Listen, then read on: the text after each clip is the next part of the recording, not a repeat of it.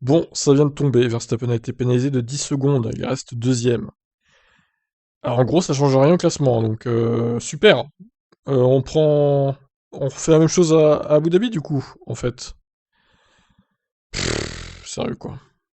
Verstappen a pris 10 secondes de pénalité pour avoir freiné devant Lewis Hamilton au moment où il devait lui rendre la place en piste. Ça n'affecte en rien sa position à l'arrivée. En effet, il avait bien plus de marge que ça sur Bottas et conserve sa deuxième place. Lui et Hamilton seront bien à égalité au moment d'arriver à Abu Dhabi la semaine prochaine. La FIA envoie toutefois à Verstappen un signal avant une dernière course cruciale, et le néerlandais devra faire attention à son comportement en piste. Il écope également de 2 points sur son permis, totalisant 7 sur les 12 possibles. Les prochains, qu'il récupérera, arriveront en septembre 2022. Eh ben c'est pas cher payé hein, pour l'ensemble de son œuvre, franchement.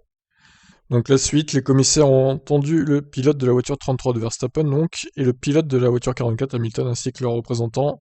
Ils ont revu les vidéos et la télémétrie et déterminé que le pilote Verstappen a été majoritairement en faute.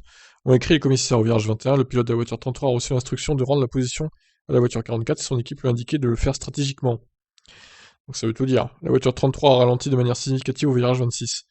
Il était cependant évident qu'aucun pilote ne voulait prendre la tête avant la troisième ligne de détection du DRS. Le pilote de la voiture 33 a expliqué qu'il se demandait pourquoi Hamilton ne le dépassait pas. Le pilote de la voiture 44 a expliqué qu'il n'était pas au courant à ce moment-là que le pilote de la voiture 33 lui rendait la position et qu'il n'était pas au courant de la raison pour laquelle la voiture 33 ralentissait. En décidant de pénaliser le pilote de la voiture 33, le point essentiel des commissaires est que le pilote de la voiture 33 a ensuite freiné de manière soudaine, avec une pression de 69 bars sur la pédale, de manière significative, causant une décélération de 2,4 G. Bien qu'acceptant que le pilote, donc Hamilton, aurait pu dépasser la voiture 33 quand cette voiture a ralenti en premier lieu, nous comprenons pourquoi lui et le pilote Verstappen ne voulaient pas franchir la zone de DRS en premier. Cependant, le freinage soudain par le pilote Verstappen a été jugé comme étant erratique par les commissaires, et ainsi vu comme la cause prédominante de la collision. La pénalité standard de 10 secondes pour un incident de ce type s'impose. Ouais, bon, ça change rien à son classement en gros. Maintenant, il s'en tire sans aucune place de pénalité pour Abu Dhabi, donc je rappelle, hein, si Abu Dhabi les deux abandonnent, c'est Verstappen qui gagne le titre parce qu'il a une victoire de plus qu'Hamilton.